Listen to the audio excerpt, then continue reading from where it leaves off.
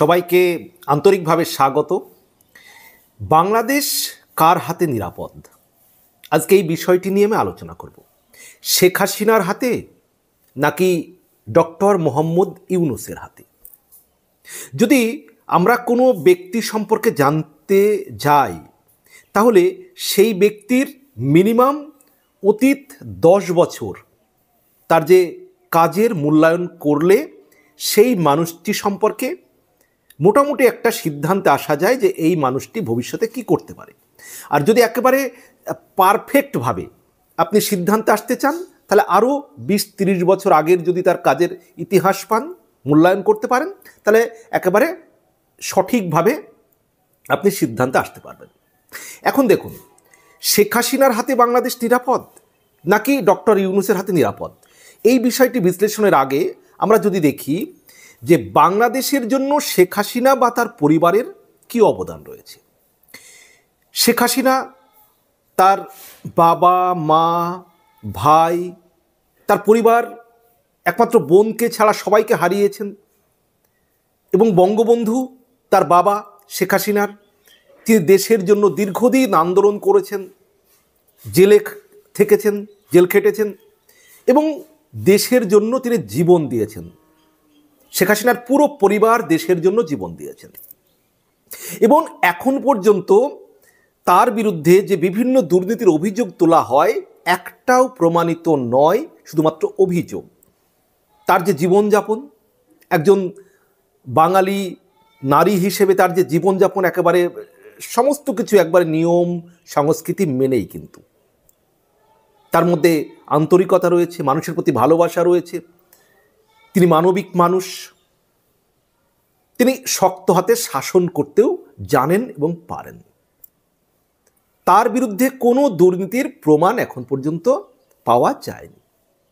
অন্যদিকে আমরা যদি ডক্টর মোহাম্মদ ইউনূসের দিকে যাই, তার যে গ্রামীণ ব্যাংক সহ বিভিন্ন যে ব্যবসা রয়েছে, সেখানে ডক্টর ইউনূস ক্ষমতায় বসার পরেই তার যে ব্যাংকের 666 কোটি টাকা কর তিনি মুকুব করে নিলেন, মাফ করে নিলেন।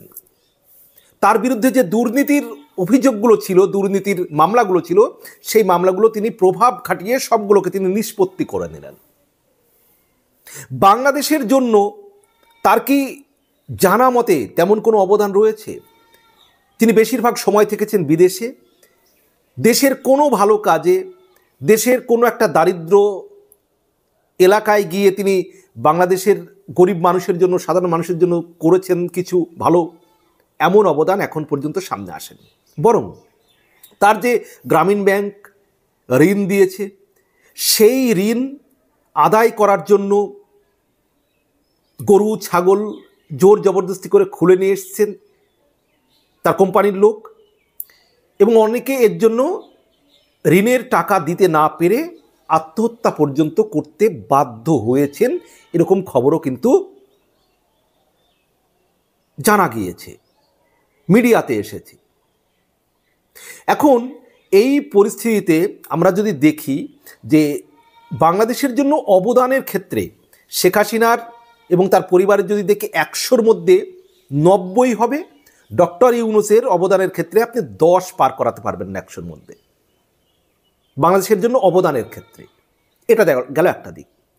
দ্বিতীয়ত, শেখ হাসিনা বাংলাদেশের জন্য সঠিক জনগণের নিরাপত্তার জন্য নাকি ডক্টর মোহাম্মদ ইউনূস সঠিক? আপনাকে এই বিশ্লেষণ করার জন্য আমি কয়েকটি প্রশ্ন ছুড়ছি, আপনি উত্তর দেবেন, উত্তর জানাবেন কমেন্ট বক্সে। ধরুন একজন সমন্বয়ক তিনি মিডিয়াতে বলছেন যে আমরা যদি পুলিশ না মারতাম, আমরা যদি মেট্রো রেলে আগুন না দিতাম, তাহলে এই যে অভ্যুত্থান, এই আন্দোলন সফল হতো না। তাহলে তারা পুলিশ মেরেছে স্বীকার করছে, মেট্রো রেলে আগুন দিয়েছে। এবার আপনি ভাবুন, মেট্রো রেলে আগুন দিচ্ছে কিছু মানুষ, আচ্ছা তাদেরকে আপনি ছাত্র জনতা বলবেন নাকি দুষ্কৃতী বলবেন? প্রথমত প্রশ্ন আমার কাছে, আপনাদের কাছে, আমার প্রশ্ন আপনাদের কাছে, যারা মেট্রো রেলে গিয়ে আগুন দিচ্ছে তাদেরকে আপনি ছাত্র জনতা বলবেন নাকি দুষ্কৃতী বলবেন? 1 নম্বর প্রশ্ন, উত্তর দেবেন।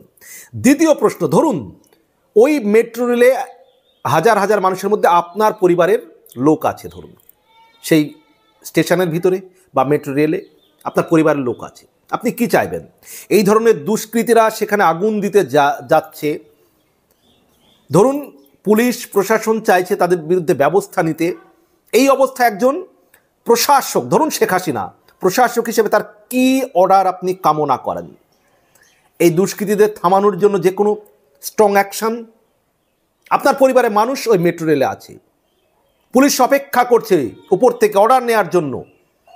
ধরুন শেখ হাসিনা সরাসরি সেখানে অর্ডার না দিলেও অন্য কোনো ঊর্ধ্বতন কর্তৃপক্ষকে, পুলিশ অফিসারকে তিনি নির্দেশটা দেবেন।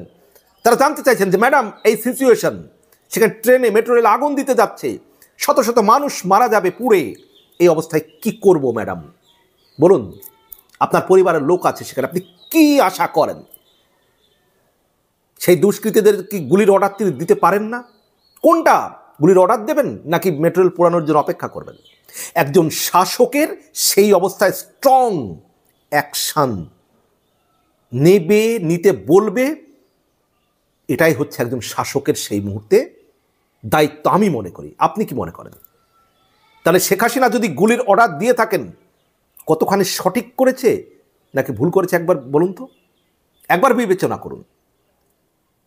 দ্বিতীয় আরেকটি প্রশ্ন আসি, ধরুন থানায় দুষ্কৃতীরা এবার আগুন দিতে যাচ্ছে, না আপনারা তো বলছেন ছাত্র জনতা, আচ্ছা ধরুন ছাত্র জনতা যারা থানায় আগুন দিতে যাচ্ছে, পুলিশকে পুড়িয়ে মারবে, একজন গর্ভবতী মহিলাও তার মধ্যে মারা গিয়েছে, তিনি অনুরোধ করেছিলেন, তাও তারা থামেনি। তো বলুন তো, এবার এই থানায় যারা আগুন দিতে যাচ্ছে তাদের আপনি ছাত্র জনতা বলবেন নাকি দুষ্কৃতী বলবেন? উত্তর দেবেন। গেল। এবার বলুন, এই থানাতে ধরুন আপনার পরিবারের একজন মানুষ চাকরি করে, এবার এই দুষ্কৃতীরা বা আপনার মতে যদি ছাত্র জনতাও হয় আগুন দিতে যাচ্ছে, এইবার এই পরিস্থিতিতে একজন শাসক হিসেবে গুলি চালাতে বলবে পুলিশকে নাকি বলবে তোমরা অপেক্ষা করো পুড়িয়ে দেওয়ার জন্য, আগুন ধরিয়ে দেওয়ার জন্য? কোনটা? তাহলে গুলির একজন প্রকৃত দায়িত্ববান সঠিক শাসকের এখানে কি করা উচিত?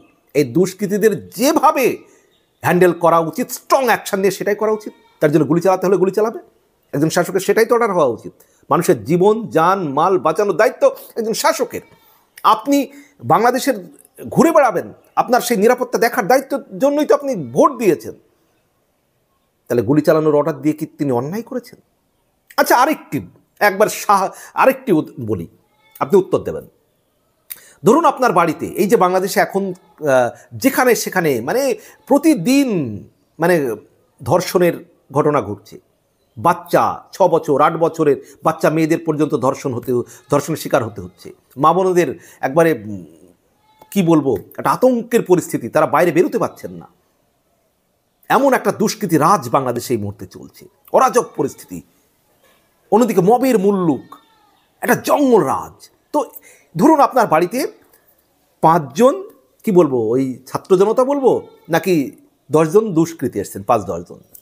এইবার আপনার বাড়িতে আপনার স্ত্রী আছেন, বোন আছেন, আপনার মা আছেন, আপনি ধরুন কর্মসূত্রে বাড়ির বাইরে, সেই মুহূর্তে আপনার বাবাও বাইরে, দরজা ঠক ঠক করছে, দুষ্কৃতীরা আপনার বাড়ি থেকে মা বোনের চিৎকার কান্নার আওয়াজ আপনি শুনতে পাচ্ছেন, আপনাকে ফোন করেছে, আপনি পুলিশকে ফোন করেছেন যে স্যার আমার ফ্যামিলি বিপদে আছে, কিছু সন্ত্রাসী, কিছু দুষ্কৃতী, কিছু ডাকাত, কিছু লুটেরা বা কিছু সন্ত্রাসী আমার বাড়ি আক্রমণ করেছে, মা বোনেদের ইজ্জত সেখানে ভয়ঙ্কর ঝুঁকির মুখে আছে, আপনারা তাড়াতাড়ি সেভ করুন।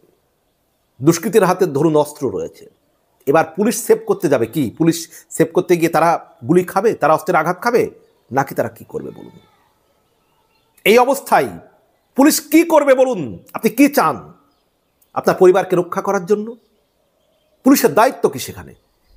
আর একজন শাসক যিনি সর্বোচ্চ পর্যায়ে বসে আছেন, তিনি কি বলবেন ওই দুষ্কৃতীদের দমন করার জন্য? বলুন কোনটা করবে? উত্তর আপনাদের কাছ থেকে চাই। তাহলেই আপনারা বুঝে যাবেন যে শেখ হাসিনা সঠিক নাকি বেঠিক? বাংলাদেশের জনগণের নিরাপত্তার জন্য, বাংলাদেশের জনগণের জন্য শেখ হাসিনা কতটা সঠিক, এর জবাব, এর উত্তর আপনি দেবেন, আমি দেব না। ভালো থাকবেন, সবার জন্য শুভকামনা।